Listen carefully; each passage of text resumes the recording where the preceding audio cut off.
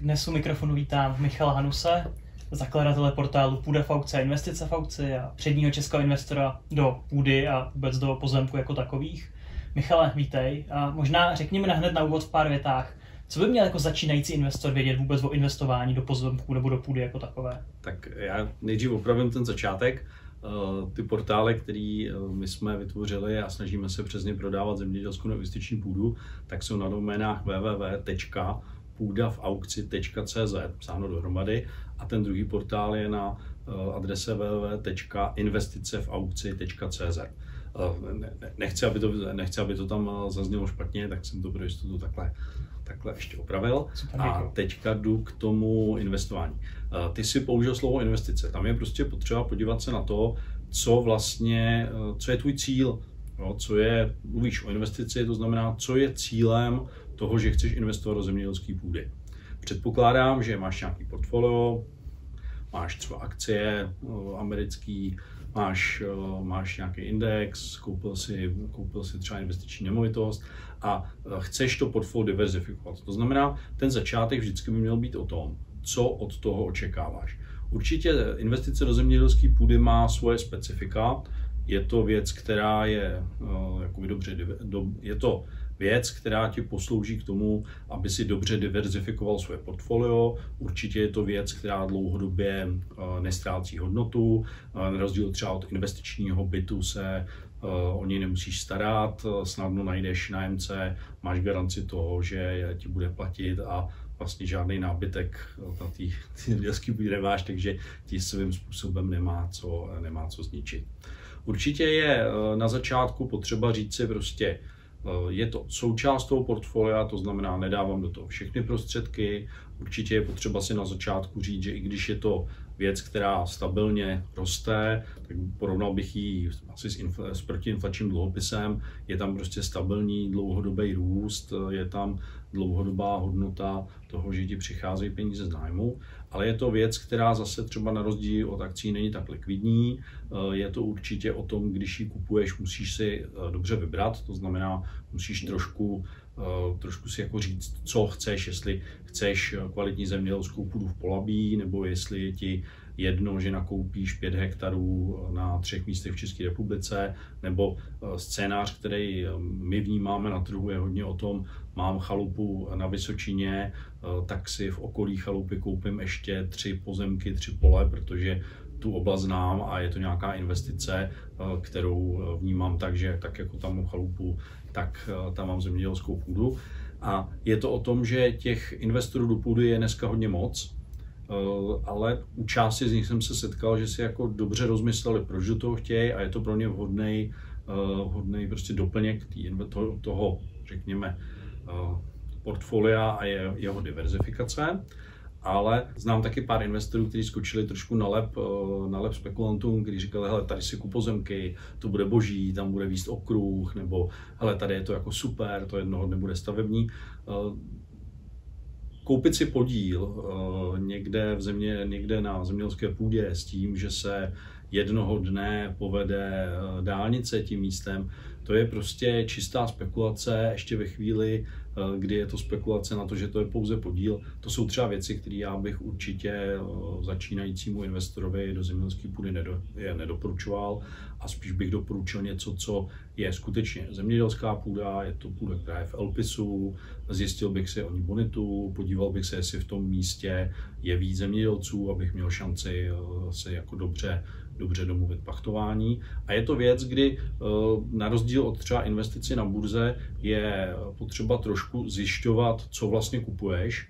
Na té burze víš, že když si kupuješ Apple, tak se prostě kupuješ Apple, ale v Čechách, když si kupuješ zemědělskou půdu, tak ta zemědělská půda může mít různou bonitu. V Čechách ta nejbonitnější půda, bonita kolem 20, se vyskytuje třeba v tom Polabí nebo na té Jižní Moravě, ale jsou taky kamenité půdy, které nemají takovou výnosnost. Máme i takzvaný trvalý travní porost, což jsou víceméně louky, klidně ve vyšších nadmořských výškách, kde ta využitelnost její není taková. To znamená, je potřeba si trošku něco zjistit o tom, protože hektar zemědělské půdy nemusí být ten stejný etalon jako zemědělská půda někde jinde v republice.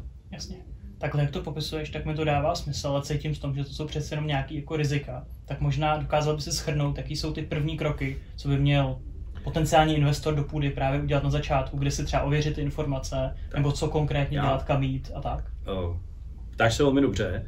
Já bych začal tím, že by si měl jako říct svoje cíle a svůj časový horizont. Prostě pokud chceš investovat s výnosem mezi 5 a 10%, je to v časovém horizontu, řekněme v letech 5, 7, 10, tak je zemědělská půda něco, nebo investiční půda něco, co dává smysl. Pokud chceš investovat na půl roku, určitě tě budu odrazovat a říkat, že zemědělská půda není ten vhodný instrument. Zároveň se budu snažit apelovat na to, aby když si jako investor tu zemědělskou půdu kupuješ, tak aby si o tom skutečně přemýšlel tak, že je to součást toho portfolia. Nemá cenu mít v portfoliu jenom zemědělskou půdu. Určitě další část, kde si myslím, že je důležitý, je potřeba nastudovat základy. Prostě tady mluvíme o tom zemědělská půda, používáme zkrátka jako LPIS a podobně.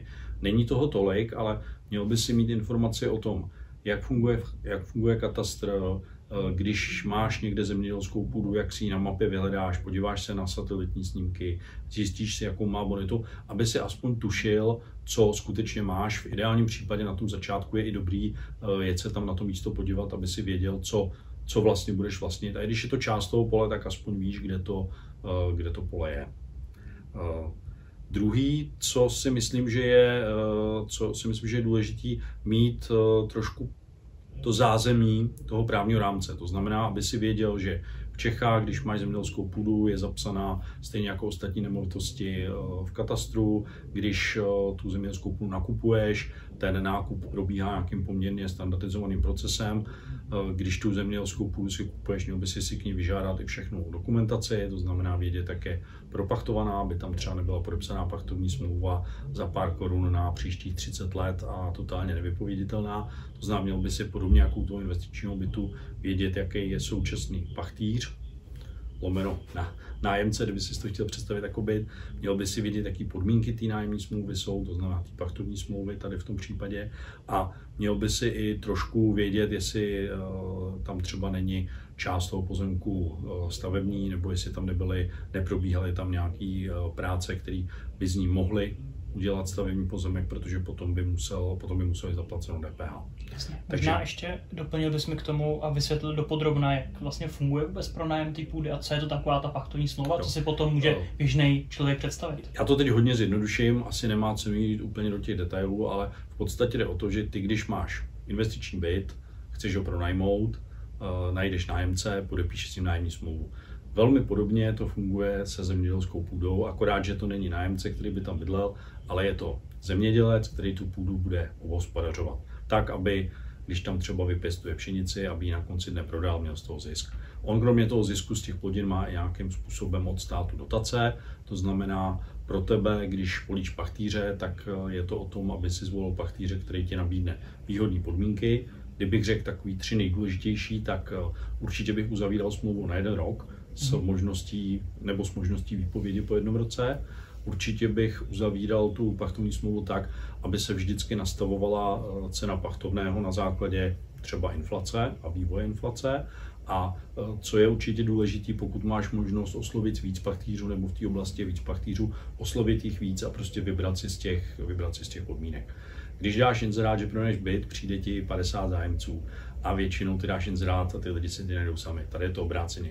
Ty si musíš říct, tady v této oblasti jsou tyhle 3, možná 2 zemědělské družstva, 1 nebo 2 menší zemědělci, oslovit je, jestli by o ty pozemky měli zájem, za jakých podmínek. Když podmínky porovnáš, říct si těch pár základů, jako co by si chtěl i ty, to znamená tak, jak jsem doporučoval, krátkou výpojní dobu, ten rok je ideální. A není to o tom, že by si každý rok měl hledat nového pachtýře, když ho jednou budeš mít a bude to fungovat, tak samozřejmě to můžeš každý rok prodloužit, ale je to prostě nějaká, řekněme, best practice na trhu. Druhá věc je, měl by si zjistit, kolik zhruba je pachtovné v této oblasti. Zase u nás na serveru v blogách najdeš informace, je to jenom potřeba když chceš investovat do zemědělské půdy, strávit ten čas a ty věci si zjistit. kdybych to dneska měl říct, že ti někdo nabízí pachtovní smlouvu s pachtovným 1000 korun, tak to je málo. Když ti někdo nabídne pachtovní smlouvu, která je třeba 5000 korun, 4500 korun, záleží na tom, co to je za bonitu půdy, kde to je, tak si myslím, že ta cena je. Dobrá, ano, já už, jak jsem v oboru, tak už nemluvím o metrech čtverečních, ale o hektarech, mluvím o pachtu za hektar a za rok, to znamená ano, je to cena za 1 hektar za 1 rok. Příklad 4500 za rok a za hektar je ve většině území docela dobrá cena. Kde je jako ideální hledat takhle ty pachtíře, protože jak říkáš, tak ubytuje si zájemci se sami přihlásejí, tady když jsem být trošku proaktivní, tak... Děkuji za tu otázku, já už jsem o tom trošku mluvil. Existuje registr zemědělské půdy, která se skutečně obhospodařuje, na kterou se čerpají dotace, jmenuje se to LPIS, zase není asi tady prostor a čas na to jít úplně do hloubky, ale jednoduchá aplikace, najdete si, kde pozemky máte, podíváte se, kdo v okolí hospodaří. V té databázi jsou i kontakty, včetně telefonních čísel na ty zemědělce, to znamená, najdu si, obvolám. Zní to takhle super. Kolik peněz jako potřebuji vůbec do začátku? Jaká je ta ideální částka, s kterou do toho jít? Hádám, že mi asi úplně tady pár tisíc v kapse nestačí. To je taky dobrá otázka. Tak jak jsem začal trošku s tím horizontem, na jak dlouho chci investovat, v jakém objemu, jaká část portfolia by to měla být, tak dneska tak, aby se to vyplatilo, aby to jako dávalo smysl, tak ten začátek je vlastně aspoň 1 hektar. 1 hektar dneska zase záleží na tom, kde ta zemědělská půda bude, ten rozdíl mezi kvalitnější, více bonitní zemědělskou půdou a zemědělskou půdou prostě v Čechách je, ale říkám, že zhruba 500 000 korun by měla být taková ta prvotní setupová investice a za to by se mělo nakoupit hektar, možná hektar a hektar kousek. Ono to není tak, že já bych přišel jsem do IKEA a kupuju si 4 židle. Je to tak, že je to nějaká nabídka, poptávka. To znamená, když někdo prodává 2 hektary, tak těžko za ně můžu přijít a říct, podívejte se, já bych si od vás koupil 1,5 hektaru, to vám to asi neprodá. Prostě kupuje se celé takzvané LV, to znamená pozemky, které jsou zapsané na tom LVčku a ta best practice je na tom trhu, že když někdo vlastní třeba 1,5 hektaru, 1,1 hektaru, žádná celá 9 hektarů, tak prostě to má zapsáno většinou na jednom listu vlastnictví a prodává celý list vlastnictví, včetně všech těch pozemků, které tam jsou. Určitě si dejte pozor na to, když ten člověk má třeba 2 hektary, jestli nemá hektar zemědělské půdy a půl hektaru náletových dřevin a půl hektaru lesa. To je případ, kdy určitě bych zvažoval buď to koupit jenom tu část té zemědělské půdy, případně jinak nacenit zemědělskou půdu a jinak nacenit ten zbytek. Ale odpověď na tu otázku byla, někde kolem toho 1 hektaru se vyplatí začít. Vy prodává tu zemědělskou půdu přes aukční portál. Dokázal bys mi říct možná v rychlosti, jak se to liší mezi klasickou koupě té půdy a u vás na aukčním portále? Tak ten rozdíl je už trošku z prvního pohledu jasný. Já pořádám na pozemky, které prodávám aukce. Je to jednoduché, je to prostě snaha najít nebo srovnat nabídku s poptávkou, prodat to konkrétnímu zájemci, prodávat to standardizovanou formou. Snažíme se, když ty pozemky na půdu v aukci nebo investici v aukci dáváme, aby jsme k nim dali všechny informace, to znamená, aby tam byla pachtovní smlouva, aby tam byly řečeny bonity, aby byly jasně specifikované, o který jde pozemky. Zase nebudu zabíhat do detailů, ale ne všechny pozemky v Čechách jsou dneska digitalizované, to znamená příklad, když to nebudou digitalizované parcely, určitě tam dáváme zákres do katastrální mapy, tak aby bylo jasné, kde ty pozemky jsou. A snažíme se, aby tam byla ta informace ucelená, přesná, aby tam byly všechny ty detaily, včetně toho, když část těch pozemků třeba není takzvaně v LPISu, to znamená, není zemědělsky využitá. A pak už je to o tom, že je to trh, to znamená, je to jako když si kupuješ věci na eBay. Prostě je tam možnost koupit hned za nějakou cenu, a nebo když je víc zájemců, tak prostě počkat si, až přijde okamžik konce aukce a přebít cenu, aby ten pozemek byl tvůj. Ale určitě bych se nebál kupovat na půdě v aukci tu zemědělskou půdu nebo na investici v aukci investiční, protože máš zázemí toho portálu. To znamená, víš, že jednáš s profesionálem, který tu půdu prodává, víš, že je tam nějaká právní ochrana, víš, že ty věci jsou ti prezentované tak, jak skutečně jsou a je to nějaký etalon kvality při tom prodeji.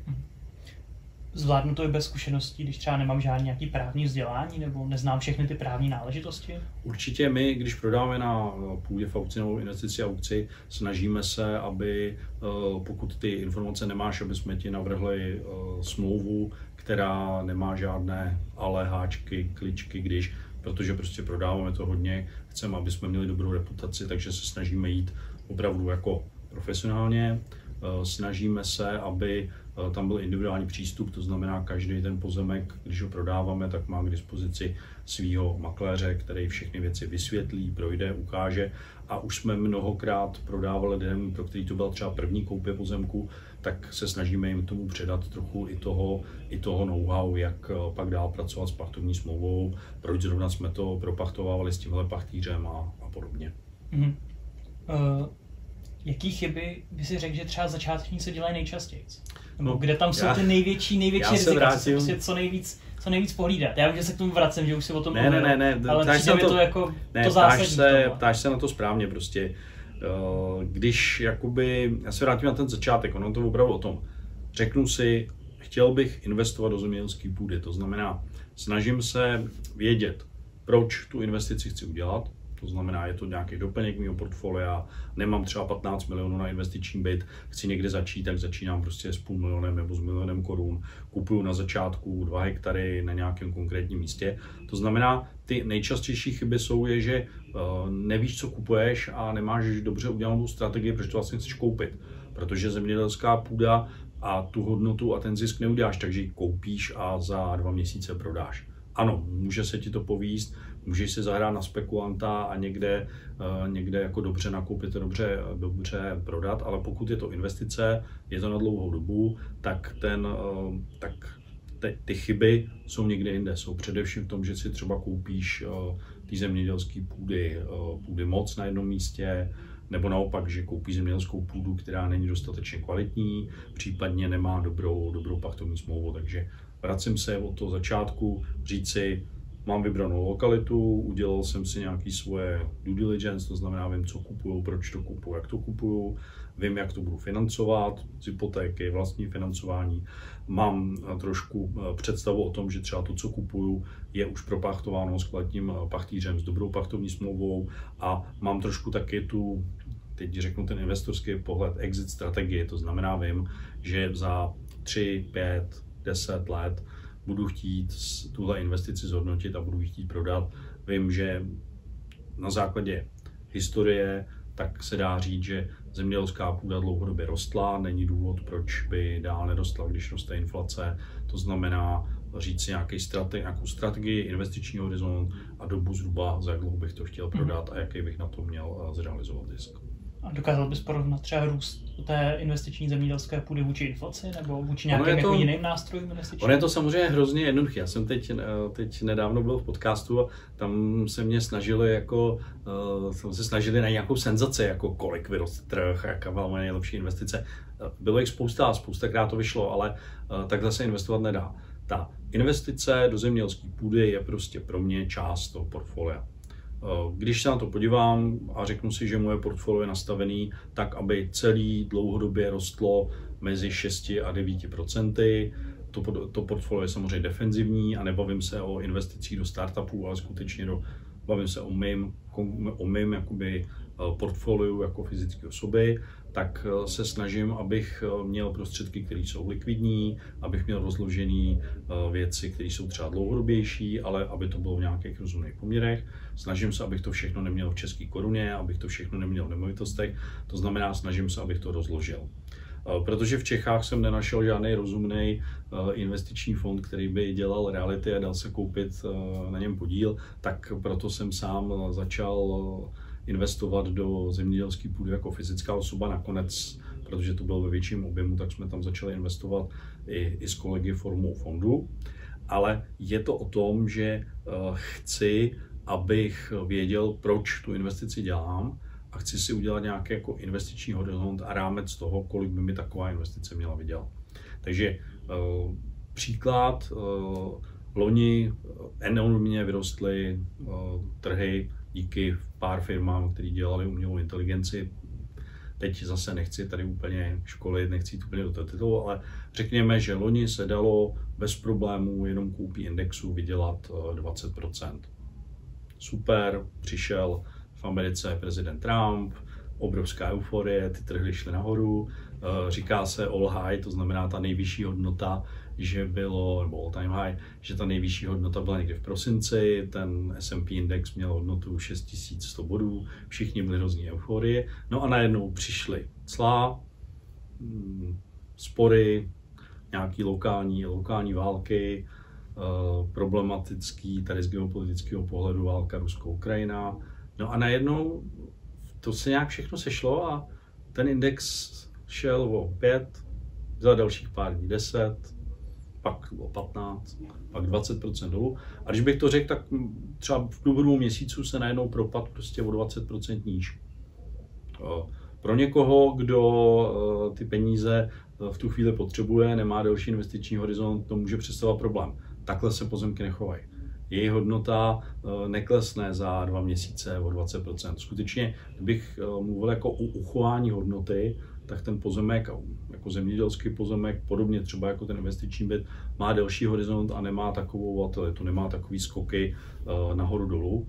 Ale na druhou stranu, když se zítra rozhodnu, že potřebuji peníze, tak ten S&P index v řádu dnů prodám. U toho pozemku si na ten prodej musím nechat čas, jinak budu prodávat pod tlakem a nedostanu tu cenu, kterou bych z toho pozemku chtěl. Super, děkuju. Já bych se možná ještě vrátil k těm konkrétním lokalitám a třeba jako kde si ten pozemek vůbec vybrat, protože pokud člověk začíná, tak jako úplně nezná, může volit samozřejmě lokalitu podle třeba místa bydliště nebo toho, kde to má rád, kde se mu to líbí, ale to asi není úplně ta správná cesta, jak vybírat ten správný pozemek pro tu investici jako takovou. Tak dokázal bys možná říct, jako podle čeho ty sám vybíráš? Jasně. Já to mám nastavený tak, že se snažím nakupovat v docela velkém objemu a mít prostě, když si děláme legraci, tak si říkáme vlastně s kolegy, že máme objem středně velkého zemědělského družstva, ale po celé České republice, takže je to vlastně jako virtuální zemědělské družstvo, tak tohle je spíš žert. Ta realita je taková, že pro nás ten investiční horizont byl, tak jsme si řekli, celá Česká republika. Řekli jsme si, že jsou místa, kdy je třeba ta půda, kterou bychom chtěli radši, nebo půda, která má vyšší bonitu, tak za ní prostě nabídneme vyšší cenu, ale to bychom nedokázali udělat objem. Když jsme kupovali jenom Polabí nebo jenom Polabí Jižní Moravu, tak nikdy neuděláme objem, který jsme chtěli. To znamená, nakupujeme po celé České republice a pracujeme s cenou. Takže třeba v severních Čechách určitě nakupujeme za nižší cenu než na Jižní Moravě. A možná ještě nějaké ty věci, jako jak ty konkrétní, nemyslím teď jako lokalitu jako takovou, ale třeba ten konkrétní pozemek, tak jako podle čeho se rozhodnete, jestli ho vezmete nebo nevezmete, jestli to je jenom cena, nebo jestli koukáte na nějaký jiný kritéria, jiný pravidla. Já už jsem trošku o tom mluvil, je to jako kombinace. My prostě máme ten investiční záměr tak, že chceme dlouhodobě vlastnit zemědělskou půdu a vydělávat na tom, že její cena v dlouhodobém horizontu roste, mít udělaný dobře nastavený pachtovní smlouvy a to je prostě cílem té části portfolia, kde máme zemědělskou půdu. Co je na tom důležitý, je, když tu půdu vybíráme, a přesně jak jsi to tady říkal, aby jsme kupovali zemědělskou půdu v Elpisu a ne jako půdu. To znamená, vždycky chci vidět letecké snímky, chci vidět výpis z katastru a chci se skutečně podívat na to, porovnat si to s Elpisem, že je to zemědělská půda, která je zemědělsky využívaná. To je asi ten základ. Druhý, co se vždycky dívám, tak my už trochu poznáme z těch leteckých snímků, kde je voda, kde je půdní eroze, jaká je svažitost a podobně. Takže snažíme se kupovat rovinatou půdu, snažíme se kupovat, když máme možnost si vybrat, tak samozřejmě snažíme si kupovat věci, které mají vyšší bonitu, než má okolí, to znamená prostě kvalitnější půdu. A my jsme interně si to nastavili tak, že tomu říkáme áčková půda, to znamená půda té A kvality, to znamená něco, co skutečně není náletová dřevina, ale rovný, hezký pole s lehkým sklonem na jih.